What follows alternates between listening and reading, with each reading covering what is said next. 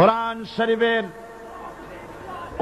শরীফের তাফসীর শুরু করার আগে প্রতিদিনের মতো সাংবাদিকদের জন্য কিছু কথা বলতে হয়, কারণ সময় মতো তারা খবর পৌঁছতে না পারলে, আপনারা এখানে লক্ষ লক্ষ আছেন মানুষ, কিন্তু সারা জাতি জানতে পারবে না এখানে কি হচ্ছে। এই জন্য আমি আজকের বক্তৃতায় কি সব কথা আনবো, তাফসীরের মাধ্যমে কি সব কথা আসবে, তার একটা সামারাইজ, তার সার সংক্ষেপ, অর্থাৎ নিউজের হেডলাইন যেমন বলা হয় সেরকম কিছু কথা 2-1 মিনিটে বলেই কোরআন শরীফের তাফসীর শুরু করব। বেমাশিয়াতিল্লাহ, বিইজনিল্লাহ, বেফাদলিল্লাহ।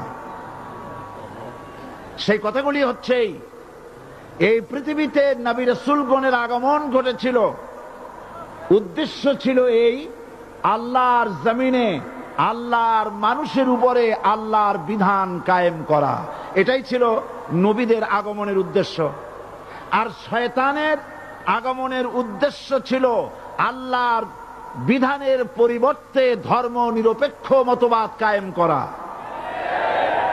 এজন্য পৃথিবীর কোন নবী, কোন রাসূল ধর্ম নিরপেক্ষ ছিলেন না, সবাই ছিলেন ধর্মের পক্ষে।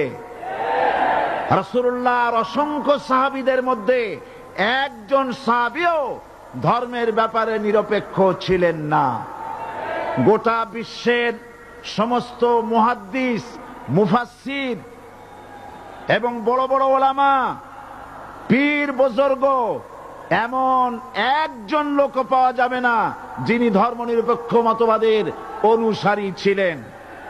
তাই ধর্মনিরপেক্ষ মতবাদের অনুসারী হওয়ার অর্থই হচ্ছে পবিত্র কোরআন হাদিসের সরাসরি অমান্য করা এবং আল্লাহ ও তার রাসূলের সাথে বিদ্রোহ ঘোষণা করার শামিল। ধর্মনিরপেক্ষ মতবাদ শয়তানের আবিষ্কৃত মতবাদ বলেই দুনিয়ার অধিকাংশ ইহুদি, খ্রিস্টান, মুশরিকরা এই মতবাদের অনুসারী। ইসলাম সম্পর্কে অনভিজ্ঞ পৃথিবীর কিছু কিছু মুসলিম দেশের কিছু কিছু নামধারী মুসলমান ধর্মনিরপেক্ষ মতবাদের ষড়যন্ত্রে পা দিয়েছে। আল্লাহ তাদেরকে রক্ষা করুন। আমরা বলি আমিন, সবাই বলি আমিন। বিশ্বের সমস্ত বিধানগুলোতে সেকুলারিজম, ধর্মনিরপেক্ষ মতবাদের অর্থ করা হয়েছে ধর্মহীনতা এবং ধর্ম বিরোধিতা। এর বাস্তব দৃষ্টান্ত আমরা দেখতে পাই বর্তমান যে সরকার আছে, তাই সেই সরকারের আমলের ভিতরে আমরা এই জিনিসটা দেখতে পাই। সত্য কিনা বলেন?